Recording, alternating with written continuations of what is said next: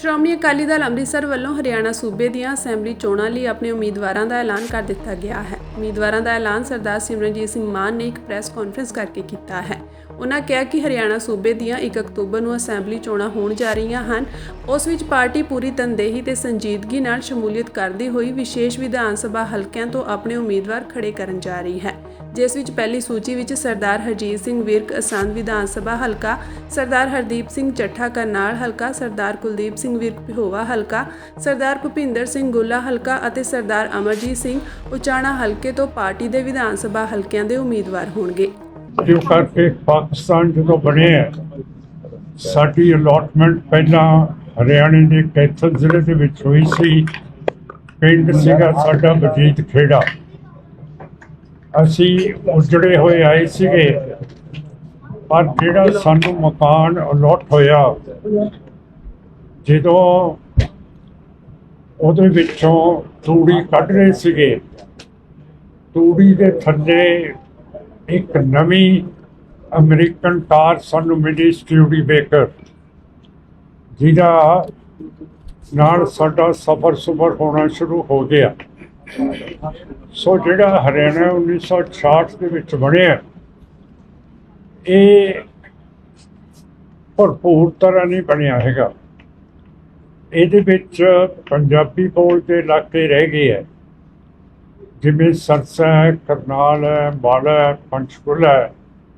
ਇਹ ਪੰਜਾਬ ਦੇ ਵਿੱਚ ਹੋਣੀ ਚਾਹੀਦੀ ਹੈ ਅਤੇ ਇਹਦੀ ਰੀਆਰਗਨਾਈਜੇਸ਼ਨ ਕਰਕੇ ਇਹਦੇ ਵਿੱਚ ਵੱਡਾ ਸੂਬਾ ਸਹਾਰਨਪੁਰ, ਮੇਰਠ, ਆਗਰਾ ਅਤੇ ਭਰਤਪੁਰ, ਜਿੱਥੇ ਅਸਲੀ ਆਬਾਦੀ ਹੈ ਹਰਿਆਣੇ ਦੀ, ਉਹ ਮਿਲਣਾ ਚਾਹੀਦਾ। ਇਹਦੇ ਨਾਲ ਇਹਨਾਂ ਨੂੰ ਗੰਗਾ ਦਾ ਵੀ ਪਾਣੀ ਮਿਲੂਗਾ, ਯਮੁਨਾ ਦਾ ਵੀ ਮਿਲੂਗਾ ਅਤੇ ਬਹੁਤ ਵਧੀਆ ਸੂਬਾ ਬਣੂਗਾ। ਔਰ ਹਿਮਾਚਲ ਦੇ ਜਿਹੜੇ ਚੰਬਾ ਅਤੇ ਕਾਂਗੜਾ ਅਤੇ ਹਮੀਰਪੁਰ ਅਤੇ ਊਨਾ ਜ਼ਿਲ੍ਹਾ ਹੈ, ਉਹ ਵੀ ਪੰਜਾਬ ਨੂੰ ਦਿੱਤੇ ਜਾਣੇ ਚਾਹੀਦੇ ਹੈ। ਬੀਜੇਪੀ RSS ਨੇ ਬਹੁਤ ਨੈਗੇਟਿਵ ਰੋਲ ਹੁਣ ਵੀ ਕਰ ਰਹੀ ਹੈ, ਪਹਿਲਾਂ ਵੀ ਕੀਤਾ ਹੈ, ਕਿ ਇਹਨਾਂ ਨੇ ਕਿਹਾ ਕਿ ਜਿਹੜੇ ਹਿੰਦੂ ਹੈਗੇ ਹੈ ਉਹ ਆਪਣੀ ਬੋਲੀ ਹਿੰਦੀ ਲਿਖਾਉਣ, ਬੇਸ਼ੱਕ ਉਹ ਪੰਜਾਬੀ ਹੈਗੇ ਹੈ।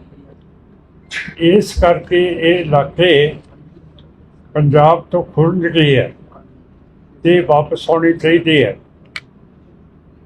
ਔਰ ਹਰਿਆਣੇ ਨੂੰ ਆਪਣੇ ਇਲਾਕੇ ਜਿਨ੍ਹਾਂ ਦਾ ਮੈਂ ਨਾਂ ਲਿਆ ਉਹ ਮਿਲਣੇ ਚਾਹੀਦੇ ਹੈ।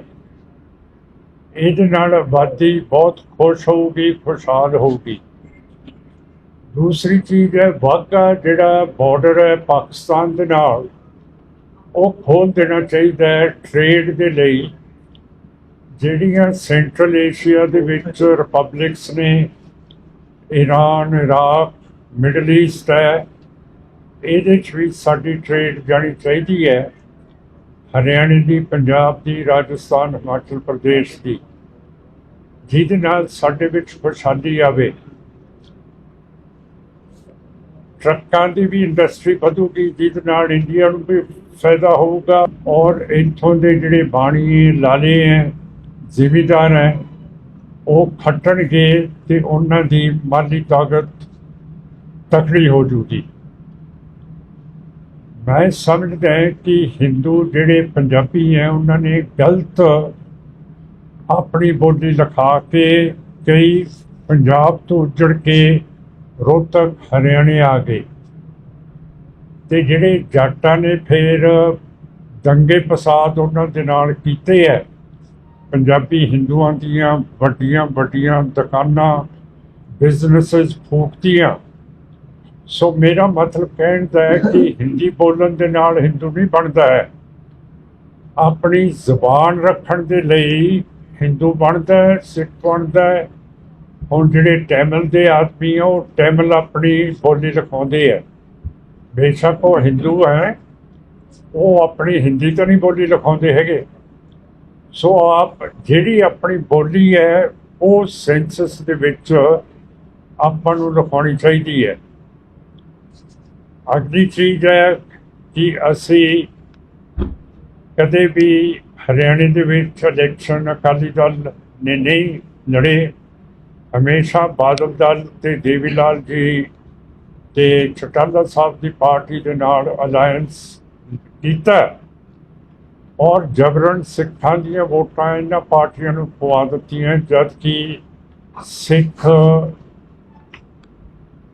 ਦੀ ਆਬਾਦੀ ਬਤੌਰ ਮਿਨੋਰਿਟੀ ਦੂਜੇ ਨੰਬਰ ਦੇ ਉੱਤੇ ਹੈਗੀ ਹੈ ਤੇ ਅਜੇ ਤੱਕ ਪੰਜਾਬੀ ਨੂੰ ਹਰਿਆਣੇ ਦੇ ਵਿੱਚ ਸਰਕਾਰੀ ਤੌਰ ਤੇ ਪੜ੍ਹਾਇਆ ਨਹੀਂ ਜਾਂਦਾ ਤੇ ਸੜਕਾਂ ਦੇ ਵਿੱਚ ਵੀ ਮੀਲ ਪੱਥਰਾਂ ਦੇ ਉੱਤੇ ਪੰਜਾਬੀ ਨਹੀਂ ਲਿਖਾਈ ਜਾਂਦੀ, ਜਿਹੜੀ ਇਸ ਤਰ੍ਹਾਂ ਨਹੀਂ ਹੋਣੀ ਚਾਹੀਦੀ। ਤੁਸੀਂ ਦੇਖੋ ਪੰਜਾਬ ਦੇ ਵਿੱਚ ਹਰੇਕ ਮੀਲ ਪੱਥਰ ਦੇ ਉੱਤੇ ਹਿੰਦੀ ਵੀ ਹੋਊਗੀ, ਅੰਗਰੇਜ਼ੀ ਵੀ ਹੋਊਗੀ, ਪੰਜਾਬੀ ਵੀ ਹੋਊਗੀ। ਸੋ ਜਿਹੜੇ ਪੰਜਾਬੀ ਹੈ ਇਹਨਾਂ ਦਾ ਕਲਚਰ ਖਤਮ ਨਹੀਂ ਹੋਣ ਦੇਣਾ ਚਾਹੀਦਾ। ਫਿਰ ਦੂਸਰੀ ਹੈਰਾਨਗੀ ਦੀ ਗੱਲ ਹੈ ਕਿ ਹਰਿਆਣਾ ਤਾਂ ਬਣਿਆ ਸੀਗਾ ਹਰਿਆਣੀਆਂ ਦੇ ਲਈ, ਤੇ ਤੁਹਾਡੇ ਚੀਫ ਮਿਨਿਸਟਰ 10 ਸਾਲ ਖੱਟੜ ਸਾਹਿਬ ਇੱਕ ਪੰਜਾਬੀ ਰਹੇ ਹੈ। ਫਿਰ ਹਰਿਆਣੇ ਬਣਾਉਣ ਦੀ ਲੋੜ ਕੀ ਸੀਗੀ ਜੇ ਇਹ ਪੰਜਾਬੀ ਚੀਫ ਮਿਨਿਸਟਰ 10 ਸਾਲ ਦੇ ਲਈ ਰੱਖਣਾ ਸੀਗਾ। ਸੋ ਲੋਕਾਂ ਨੂੰ ਸਮਝ ਨਹੀਂ ਹੈ ਕਿ ਅਸੀਂ ਕਿਹੜੇ ਸੂਬੇ 'ਚ ਹੋਣਾ ਚਾਹੀਦਾ, ਜਿਹੜਾ ਨਹੀਂ ਹੋਣਾ ਚਾਹੀਦਾ। ਸੋ ਅਸੀਂ ਇਲੈਕਸ਼ਨ ਐਤਕੀ ਲੜ ਰਹੇ ਹਾਂ। ਇੱਕ ਤਾਂ ਪਸੰਦ ਤੋਂ ਲੜਨਗੇ ਹਰਜੀਤ ਸਿੰਘ ਵਿਰਕ, ਹਾਂਜੀ ਹਰਜੀਤ ਸਿੰਘ ਵਿਰਕ, ਤੇ ਕਰਨਾਲ ਤੋਂ ਲੜਨਗੇ ਹਰਦੀਪ ਸਿੰਘ ਚੱਠਾ, ਤੇ ਹੋਵੇ ਤੋਂ ਲੜਨਗੇ ਕੁਲਦੀਪ ਸਿੰਘ ਵਿਰਕ, ਤੇ ਭੁੱਲੇ ਤੋਂ ਲੜਨਗੇ ਭੁਪਿੰਦਰ ਸਿੰਘ। ਭੁੱਲੇ ਤੋਂ क्या नाम बताया? ਭੁਪਿੰਦਰ ਸਿੰਘ ਜੀ, ਤੇ ਉਤਲੇ ਤੋਂ ਲੜਨਗੇ ਅਮਰਜੀਤ ਸਿੰਘ। ਹਾਲ ਦੀ ਘੜੀ ਇਹ ਅਸੀਂ ਅਨਾਉਂਸ ਕਰਦੇ ਹਾਂ 5 ਨਾਮ। 5 ਸੀਟਾਂ ਤੋਂ ਚੁਣਾਵ ਲੜੇ ਜਾਏਗਾ। ਹਾਂ, ਫਿਰ ਅੱਗੇ ਵੱਧਦਾ ਜਾਊਗਾ ਜਿਵੇਂ ਜਿਵੇਂ ਇਹ ਗੱਲ ਵੱਧਦੀ ਗਈ, ਤੇ ਅਸੀਂ ਲੜਾਂਗੇ ਹਰਿਆਣੇ ਦੀ ਪ੍ਰੋਸਪੈਰਿਟੀ ਉੱਨਤੀ ਦੇ ਲਈ, ਬਾਰਡਰ ਖੋਲ੍ਹਣ ਦੇ ਲਈ, ਜਿਹੜੇ ਇਹ ਆਪਣੀ ਬਾਸਪਤੀ ਇਰਾਕ ਤੱਕ, ਈਰਾਨ ਤੱਕ ਭੇਜ ਸਕਣ। ਔਰ ਅਸੀਂ ਲੜਾਂਗੇ ਜੋ ਪਾਲਿਸੀ ਸੀ ਸਰ ਛੋਟੂ ਰਾਮ ਦੀ, ਜਿਹੜੇ ਪੰਜਾਬ ਦੇ ਐਗਰੀਕਲਚਰ ਮਿਨਿਸਟਰ ਸੀਗੇ, ਜਿਹੜਾ ਉਹਨਾਂ ਨੇ ਕਿਸਾਨਾਂ ਦੇ ਕਰਜ਼ੇ ਮਾਫ ਕਰਤੇ। ਇਹ ਮਾਫ ਕਰਨੇ ਬਹੁਤ ਜ਼ਰੂਰੀ ਹੈ। ਔਰ ਚੌਧਰੀ ਚਰਨ ਸਿੰਘ ਨੇ ਪਹਿਲੀ ਵਾਰੀ 1947 ਤੋਂ ਪਹਿਲਾਂ ਕਰਜ਼ੇ ਕਿਸਾਨਾਂ ਦੇ ਮਾਫ ਕੀਤੇ ਸੀਗੇ, ਤੇ ਬੀਜੇਪੀ ਤੇ ਕਾਂਗਰਸ ਇਸ ਚੀਜ਼ ਦੇ ਅੱਗੇ ਨਹੀਂ ਆਉਂਦੀ, ਕਿਉਂ ਕਰਕੇ ਜਿਹੜੇ ਵੀ ਉਹਨਾਂ ਦੇ ਪਾਰਲੀਮੈਂਟ ਦੇ ਮੈਂਬਰ ਬਣਦੇ ਤਾਂ ਦਿਹਾਤੀ ਇਲਾਕਿਆਂ 'ਚੋਂ ਹੈ, ਪਰ ਦਿੱਲੀ 'ਚ ਜਾ ਕੇ ਵੱਡੇ ਵੱਡੇ ਸੇਠਾਂ ਨਾਲ ਮਿਲ ਕੇ ਤੇ ਫਿਰ ਉਹ ਸੇਠਾਂ ਦੀ ਗੱਲ ਕਰਦੇ ਆ, ਪਿੰਡਾਂ ਦੀ ਗੱਲ ਹੀ ਨਹੀਂ ਕਰਦੇ ਹੈਗੇ। ਸੋ ਇਹ ਚੀਜ਼ ਹੈਗੀ ਹੈ ਜਿਹੜੀ ਅਸੀਂ ਕਰਾਂਗੇ। ਦੂਸਰੀ ਚੀਜ਼ ਹੈ ਕਿ ਬੜੀ ਬਦਕਿਸਮਤੀ ਦੀ ਗੱਲ ਹੈ ਕਿ ਮੋਦੀ ਸਰਕਾਰ ਨੇ ਇੱਕ ਪਾਲਿਸੀ ਬਣਾਈ ਹੈ ਕਿ ਜਿਹੜੇ ਸਿੱਖ ਆਜ਼ਾਦੀ ਦੀ ਗੱਲ ਕਰਦੇ ਹੈ ਉਹਨਾਂ ਨੂੰ ਮਰਵਾਉਣਾ ਸ਼ੁਰੂ ਕਰ ਦਿੱਤਾ ਜਾਨੋਂ। ਮੋਦੀ ਸਾਹਿਬ ਨੇ ਕਿਹਾ ਕਿ ਪਹਿਲਾਂ ਤਾਂ ਜਿਹੜੇ ਸਿੱਖ ਆਜ਼ਾਦੀ ਮੰਗਦੇ ਸੀ ਉਹਨਾਂ ਦੀਆਂ ਸ਼ਿਕਾਇਤਾਂ ਤੇ ਡੋਜ਼ੀਅਰਸ ਅਸੀਂ ਬਾਹਰ ਦੇ ਮੁਲਕਾਂ 'ਚ ਭੇਜ ਦਿੰਦੇ ਸੀਗੇ, ਪਰ ਹੁਣ ਅਸੀਂ ਇਹ ਸਿਲਸਿਲਾ ਬੰਦ ਕਰਤਾ। ਅਸੀਂ ਅਜਿਹੇ ਸਿੱਖਾਂ ਨੂੰ ਬਾਹਰ ਦੇ ਮੁਲਕਾਂ 'ਚ ਮਾਰ ਦਿੰਦੇ ਹਾਂ। ਇਸ ਪਾਲਿਸੀ ਦੇ ਤਹਿਤ ਮੋਦੀ ਸਰਕਾਰ ਨੇ ਤੇ ਉਹਨਾਂ ਦੇ ਵਜ਼ੀਰਾਂ ਨੇ, ਜਿਨ੍ਹਾਂ ਦੇ ਨਾਂ ਹੈਗੇ ਅਮਿਤ ਸ਼ਾਹ, ਰਾਜਨਾਥ ਸਿੰਘ, जयशंकर जी ड्यूअल नेशनल सिक्योरिटी रॉ ਦੇ ਮੁਖੀ सिन्हा ਤੇ ਸਾਬਕਾ ਰॉ ਦਾ ਮੁਖੀ ਗੋਇਲ, ਇਹਨਾਂ ਨੇ ਕੈਨੇਡਾ ਦੇ ਵਿੱਚ ਹਰਦੀਪ ਸਿੰਘ ਨਿੱਜਰ ਨੂੰ ਮਾਰਤਾ, ਮਲਿਕ ਨੂੰ ਮਾਰਤਾ, ਸੁਖਦੂਲ ਸਿੰਘ ਨੂੰ ਮਾਰਤਾ। ਫਿਰ ਬਰਤਾਨੀਆ ਦੇ ਵਿੱਚ ਅਵਤਾਰ ਸਿੰਘ ਠੰਡੇ ਨੂੰ ਮਾਰਤਾ ਜ਼ਹਿਰ ਦੇ ਕੇ। ਪਾਕਿਸਤਾਨ ਦੇ ਵਿੱਚ ਪਰਮਜੀਤ ਸਿੰਘ ਪੰਜਵਾੜ ਤੇ ਰੋਡੇ ਨੂੰ ਮਾਰਤਾ। ਹਰਿਆਣੇ ਦੇ ਵਿੱਚ ਦੀਪ ਸਿੰਘ ਸਿੱਧੂ ਨੂੰ ਮਰਵਾਤਾ ਤੇ ਪੰਜਾਬ ਦੇ ਵਿੱਚ ਮੂਸੇਵਾਲ ਨੂੰ ਮਰਵਾਤਾ। ਇਹ ਜਿਹੜੀ ਪਾਲਿਸੀ ਹੈ ਇੰਡੀਆ ਦੀ, ਇਹ ਇੰਟਰਨੈਸ਼ਨਲ ਲਾਅ ਦੇ ਖਿਲਾਫ ਹੈ। ਤੇ ਜਿਹੜੇ ਮੁਲਕਾਂ 'ਚ ਬਰਤਾਨੀਆ ਦੇ ਵਿੱਚ, ਪਾਕਿਸਤਾਨ, ਕੈਨੇਡਾ ਤੇ ਅਮਰੀਕਾ ਦੇ ਵਿੱਚ ਸਿੱਖ ਅਮਰੀਕਨ ਪੰਨੂ ਨੂੰ ਕਤਲ ਕਰਨ ਦੀ ਕੋਸ਼ਿਸ਼ ਕੀਤੀ ਹੈ, ਇਹਨਾਂ ਦੇਸ਼ਾਂ ਦੀ ਸੋਵਰੇਨਿਟੀ ਇੰਡੀਆ ਨੇ ਤੋੜੀ ਹੈ, ਜਿਹੜੀ ਬਾਦਸ਼ਾਹੀ ਹੁੰਦੀ ਹੈ। ਇਹ ਇੱਕ ਬਹੁਤ ਵੱਡਾ ਜੁਰਮ ਹੈ। ਤੇ ਅਮਰੀਕਾ ਦੀ ਪਾਲਿਸੀ ਹੈ ਮਨਰੋ ਡਾਕਟ੍ਰਿਨ, ਜਿਹਦੇ ਮੁਤਾਬਕ ਕੋਈ ਵੀ ਯੂਰਪ ਦਾ ਦੇਸ਼ ਅਮਰੀਕਾ ਵੱਲ ਅੱਖਾਂ ਕੱਢ ਕੇ ਜਾਂ ਜੰਗ ਨਹੀਂ ਕਰ ਸਕਦਾ ਹੈਗਾ। ਮਨਰੋ ਡਾਕਟ੍ਰਿਨ ਵੀ ਇੰਡੀਆ ਨੇ ਤੋੜਤੀ ਹੈ। ਹੁਣ ਖਤਰਾ ਇਹ ਹੈ ਕਿ ਹੁਣ ਕਿਸੇ ਨੇ ਚੁੱਪ ਕਰਕੇ ਤਾਂ ਬੈਠਣਾ ਨਹੀਂ। ਇੱਥੇ ਦਲਾਈ ਲਾਮਾ ਸਾਹਿਬ ਹੈ, ਬੰਗਲਾਦੇਸ਼ ਤੋਂ ਬੇਗਮ ਸਾਹਿਬ ਆਏ ਹੈ। ਜੇ ਉਹਨਾਂ ਨੂੰ ਕਿਸੇ ਨੇ ਕੁਛ ਕਰਤਾ, ਫਿਰ ਇੰਡੀਆ ਆਪਣਾ ਮੂੰਹ ਕਿਵੇਂ ਬਾਹਰ ਦੇ ਮੁਲਕਾਂ ਨੂੰ ਦਿਖਾਊਗਾ ਕਿ ਅਸੀਂ ਜਿਹਨੂੰ ਸ਼ਰਨ ਦਿੱਤੀ ਹੈ ਉਸ ਨੂੰ ਅਸੀਂ ਬਚਾ ਹੀ ਨਹੀਂ ਸਕੇ। ਸੋ ਇਹ ਬਹੁਤ ਗੰਭੀਰ ਮਸਲਾ ਹੈਗਾ ਮੋਦੀ ਸਰਕਾਰ ਦਾ, ਤੇ ਇਸ ਨੂੰ ਕਿਸੇ ਨਾ ਕਿਸੇ ਟਾਈਮ ਸਜ਼ਾ ਤਾਂ ਹੋਊਗੀ ਇਹ ਲੋਕਾਂ ਨੂੰ, ਜਿਹੜੀ ਇਹਨਾਂ ਦੀ ਜੁੰਡਲੀ ਦਾ ਮੈਂ ਨਾਂ ਲਿਆ ਹੈਗਾ। ਸੋ ਇਸ ਸਥਿਤੀ ਦੇ ਵਿੱਚ ਅਸੀਂ ਰਹਿ ਰਹੇ ਹਾਂ ਤੇ ਅਸੀਂ ਸਮਝਦੇ ਹਾਂ ਕਿ ਜੇ ਸਾਡੀ ਪਾਰਟੀ ਦੇ ਪੈਰ ਹਰਿਆਣੇ ਦੇ ਵਿੱਚ ਲੱਗ ਜਾਂਦੇ ਹੈ ਤਾਂ ਫਿਰ ਹਰਿਆਣੇ ਨੂੰ ਬਹੁਤ ਜ਼ਿਆਦਾ ਸਾਰਿਆਂ ਨੂੰ ਫਾਇਦਾ ਹੋਊਗਾ। ਸਕੂਲਾਂ ਦੇ ਵਿੱਚ ਪੰਜਾਬੀ ਦੀ ਪੜ੍ਹਾਈ ਸ਼ੁਰੂ ਹੋ ਜੂਗੀ। ਹੋਰ ਜਿਹੜੀਆਂ ਪੰਜਾਬੀ ਚੀਜ਼ਾਂ ਹੈਗੀਆਂ ਉਹ ਆਉਣਗੀਆਂ ਤੇ ਇੱਥੇ ਬਹੁਤ ਸੋਹਣੇ ਅਮਨ ਅਮਾਨ ਦੇ ਨਾਲ ਕੰਮ ਚੱਲਦਾ ਰਹੂਗਾ। ਤੇ ਜਿਹੜੇ ਕਿਸਾਨ ਇੰਨੇ ਚਿਰ ਤੋਂ ਬਾਰਡਰਾਂ ਦੇ ਉੱਤੇ ਬੈਠੇ ਹੈ, ਉਹਨਾਂ ਦੇ ਨਾਲ ਬੀਜੇਪੀ RSS ਗੱਲ ਕਿਉਂ ਨਹੀਂ ਕਰਦੀ? ਕਿਉਂ ਕਰਕੇ ਇਹ ਕਿਸਾਨਾਂ ਦੇ ਉਲਟ ਹੈ। ਜਦ ਕਿ ਲਾਲ ਬਹਾਦਰ ਸ਼ਾਸਤਰੀ ਜਦੋਂ ਪ੍ਰਾਈਮ ਮਿਨਿਸਟਰ ਸੀਗੇ, ਉਹਨਾਂ ਨੇ ਨਾਰਾ ਲਾਇਆ ਸੀ ਜੈ ਜਵਾਨ ਜੈ ਕਿਸਾਨ। ਹੁਣ ਜੈ ਜਵਾਨ ਵੀ ਖਤਮ ਕਰਤਾ ਹੈ। ਉਹ 4 ਸਾਲ ਦੀ ਨੌਕਰੀ ਦੇਤੀ ਹੈ, ਅਗਨੀਵੀਰ ਕਹਿੰਦੇ ਉਹਨੂੰ। ਅਗਨੀਵੀਰ 4 ਸਾਲ ਦਾ ਲੜਾਈ ਨਹੀਂ ਲੜ ਸਕਦਾ, ਉਹਨੂੰ ਕੋਈ ਟ੍ਰੇਨਿੰਗ ਨਹੀਂ ਹੁੰਦੀ, ਉਹਨੂੰ ਦਾ ਪੇਚ ਨਹੀਂ ਆਉਂਦੇ। ਤੇ ਇਹ ਬਿਲਕੁਲ ਇੰਡੀਆ ਦੀ ਫੌਜ ਨੂੰ ਖਤਮ ਕਰਨ ਦੇ ਕੋਸ਼ਿਸ਼ਾਂ ਹੈਗੀਆਂ। ਕੰਮ ਜਿਹੜੇ ਕਰ ਰਹੇ ਹੈ ਇਹ ਸਾਰੇ ਅਸੀਂ ਖਤਮ ਕਰਾਵਾਂਗੇ, ਜੋ ਕਰਕੇ ਹਰਿਆਣੇ ਦੇ ਵਿੱਚ ਵੀ ਭਰਤੀ ਫੌਜ ਦੀ ਬਹੁਤ ਜ਼ਿਆਦਾ ਹੁੰਦੀ ਹੈ। ਤੇ ਅਸੀਂ ਨਹੀਂ ਚਾਹੁੰਦੇ ਕਿ ਇਹੋ ਜਿਹਾ ਪੰਜਾਬ ਤੇ ਹਰਿਆਣੇ ਦੇ ਲੋਕਾਂ ਨੂੰ ਭਰਤੀ ਤੋਂ ਦੂਰ ਕੀਤਾ ਜਾਵੇ। 4 ਸਾਲ ਦੀ ਨੌਕਰੀ ਕੁਛ ਨਹੀਂ ਹੁੰਦੀ ਤੇ ਇਹਨਾਂ ਦੀ ਗੱਲ ਮੰਨੀ ਨਹੀਂ ਜਾਂਦੀ ਕਿ 4 ਸਾਲਾਂ ਤੋਂ ਬਾਅਦ ਇਹਨਾਂ ਨੂੰ ਕੁਛ ਦੇਵਾਂਗੇ।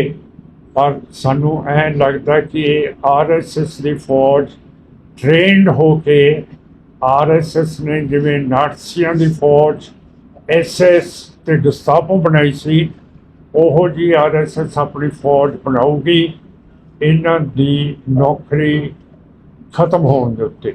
ਬਸ ਲੋਕ ਕਹਿ ਰਹੇ ਕਿ ਮਾਨ ਸਾਹਿਬ ਅੰਮ੍ਰਿਤਪਾਲ ਬਾਰੇ ਕੀ ਕਹਿਣਾ ਚਾਹੋਗੇ? ਅੰਮ੍ਰਿਤਪਾਲ ਅੰਦਰ ਹੈ ਤੇ ਉਹਦੇ ਲਈ ਕੀ ਕਹਿਣਾ ਦੇਖੋ, 30 ਸਾਲ ਤੋਂ ਸਾਡੇ ਬੰਦੇ ਅੰਦਰ ਹੈ ਤੇ ਉਹਨਾਂ ਨੂੰ ਛੁਡਾਉਣਾ ਪਊਗਾ। ਤੇ ਛੱਡਦੇ ਕਿਉਂ ਨਹੀਂ? ਸੈਂਟਰ ਦੀ ਸਰਕਾਰ ਛੱਡ ਸਕਦੀ ਹੈ।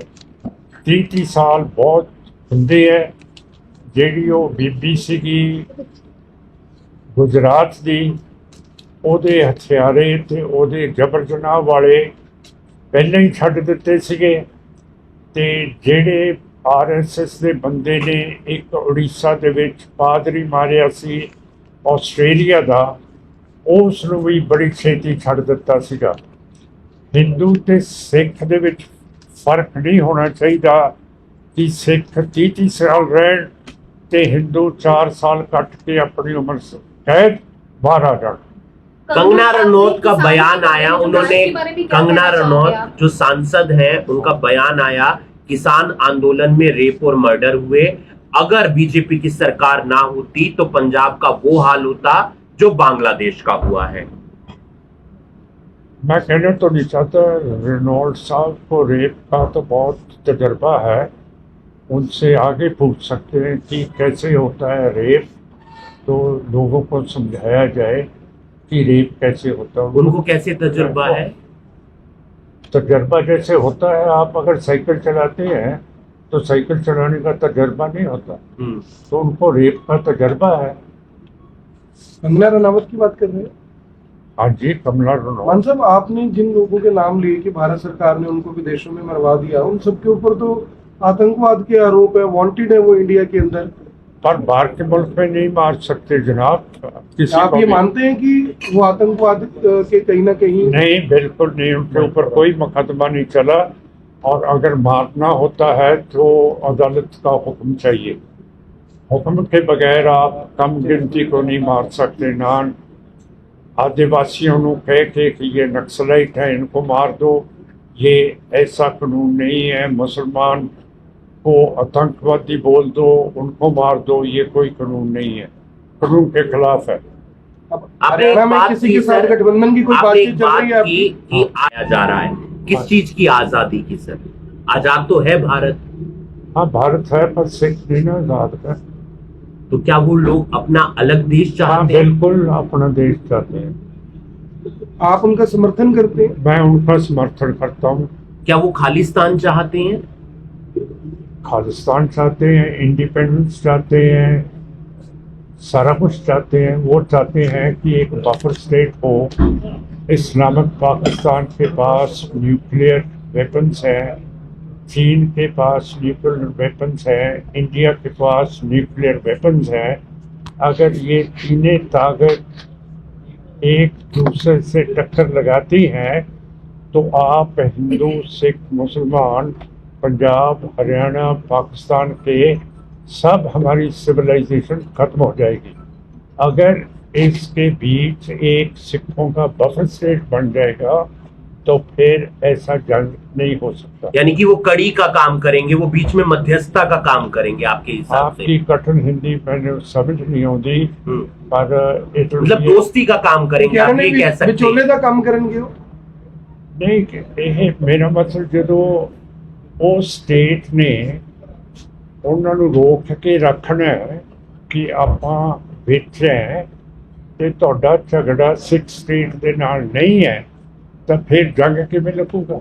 ਮਾਨ ਸਾਹਿਬ, ਤੁਸੀਂ ਕਿਹਾ ਵੀ ਪਾਕਿਸਤਾਨ ਦਾ ਬਾਰਡਰ ਖੋਲਣਾ ਚਾਹੀਦਾ ਹੈ। ਪਾਕਿਸਤਾਨ ਤੋਂ ਜਿਹੜਾ ਆਤੰਕਵਾਦ ਹੋ ਰਿਹਾ ਹੈ, ਸਾਡੇ ਰੋਜ਼ ਜਵਾਨ ਮਰ ਰਹੇ ਨੇ, ਇਹਨੂੰ ਕਿਸ ਤਰ੍ਹਾਂ ਦੇਖਦੇ ਹੋ ਤੁਸੀਂ? ਇਹ ਦੋਨੋਂ ਕੰਟਰੀਜ਼ ਆਤੰਕਵਾਦ ਕਰਦੀਆਂ ਜੀ, ਜਿਹੜੀ ਇਹ ਦੋਨੋਂ ਕੰਟਰੀਜ਼ ਜਿਹਦੇ ਚ ਇੰਡੀਆ ਤੇ ਪਾਕਿਸਤਾਨ ਦੋਨੋਂ ਕਰ ਰਹੇ ਹੈ। ਇੰਡੀਆ ਦੀ ਹੈ TTP, ਇਹ ਜਿਹੜੀ ਉੱਥੇ ਜੰਗ ਕਰਦੀ ਹੈ। ਇੰਡੀਆ ਨੇ ਵੀ ਉੱਥੇ ਸਿੱਖ ਮਰਵਾ ਦਿੱਤੇ ਹੈ, ਪਰਮਜੀਤ ਸਿੰਘ ਤੇ ਰੋਟੇ ਤੇ ਹੋਰ ਵੀ ਕੁਛ ਕਰ ਰਹੀ ਹੈ। ਇਹ ਤੁਸੀਂ ਕਹਿ ਰਹੇ ਹੋ ਵੀ ਪਾਕਿਸਤਾਨ ਇੰਡੀਆ ਚ ਆਤੰਕਵਾਦ ਕਰ ਰਿਹਾ ਤੇ ਇੰਡੀਆ ਪਾਕਿਸਤਾਨ ਚ ਆਤੰਕਵਾਦ ਫੈਲਾ ਰਿਹਾ, ਕਰ ਇਹ ਕਹਿ ਰਹੇ ਹੋ ਤੁਸੀਂ? ਹਾਂਜੀ।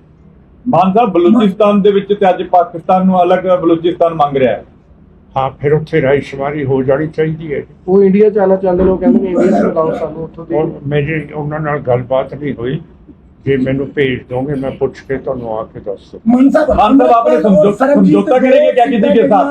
सांसद समझौता करने जा रहे हो किसी के साथ तो अकेले इलेक्शन लड़ेंगे? ਕਿਸੇ ਪਾਰਟੀ ਨਾਲ ਤੁਹਾਡਾ ਕੋਈ ਗਠਬੰਧਨ ਹੋ ਤੁਹਾਡਾ ਰਿਹਾ ਹਰਿਆਣਾ ਨਹੀਂ ਕਿਸੇ ਨਾਲ, ਜਾਂ ਤੁਸੀਂ ਇਕੱਲੇ ਹੀ ਲੜੋਗੇ, ਤੁਹਾਡੇ ਕੈਂਡੀਡੇਟ ਇਕੱਲੇ ਹੋਣਗੇ? ਹਾਲ ਦੀ ਘੜੀ ਤਾਂ ਅਸੀਂ ਇਕੱਲੇ ਹੀ ਹੈ, ਇਕੱਲੇ ਹੀ ਆਏ ਸੀਗੇ, ਇਕੱਲੇ ਹੀ ਚਲੇ ਜਾਣਾ। ਤੁਸੀਂ ਵੀ ਚੁਣਾ ਜੀ। ਪੰਜਾਬ ਦੇ ਵਿੱਚ ਤੁਹਾਨੂੰ ਮੈਂਡੇਟ ਨਹੀਂ ਮਿਲਿਆ, ਤੁਹਾਨੂੰ ਜਿਹੜਾ ਪਿਛਲਾ ਵਿਧਾਨ ਸਭਾ ਦਾ ਜਾਂ ਲੋਕ ਸਭਾ ਦਾ ਇਲੈਕਸ਼ਨ ਹੋਇਆ ਹੈ, ਤੇ ਹਰਿਆਣੇ ਵਾਲੇ ਜਿਹੜੇ ਲੋਕ ਕਹਿ ਰਹੇ ਨੇ, ਜਿਹੜੇ ਰਾਜਨੀਤਿਕ ਪਾਰਟੀਆਂ ਵਾਲੇ, ਕਿ ਵੋਟ ਖਰਾਬ ਕਰਨ ਵਾਸਤੇ ਮਾਨ ਸਾਹਿਬ ਹਰਿਆਣੇ ਚ ਆ ਰਹੇ ਨੇ। ਨਾ ਵੋਟ ਖਰਾਬ ਕਿਵੇਂ ਕਰ ਰਹੀ ਹੈ ਕਿ ਸਾਡਾ ਹੱਕ ਹੈ ਲੜਨ ਨੂੰ, ਤੇ ਜੇ ਉਹ ਪੱਕੇ ਹੱਥ ਹੈਗੇ ਹੈ ਤੇ ਉਹਨਾਂ ਨੂੰ ਹਰਾ ਕੇ ਵੀ ਦੇਵਾਂਗੇ ਅਸੀਂ। ਇਹ ਤਾਂ ਤੁਸੀਂ ਬਹੁਤ ਵਧੀਆ ਗੱਲ ਕੀਤੀ ਹੈ ਕਿ ਅਸੀਂ ਲੋਕਾਂ ਨੂੰ ਹਰਾਉਣ ਆ ਰਹੇ। ਇਹ ਤਾਂ ਸਾਡੀ ਪਾਵਰ ਤੁਸੀਂ ਨਵੀਂ ਦੱਸਦੀ ਹੈ, ਸਾਡੇ 'ਚ ਕਿਹੜੀ ਪਾਵਰ ਹੈ। Thank you.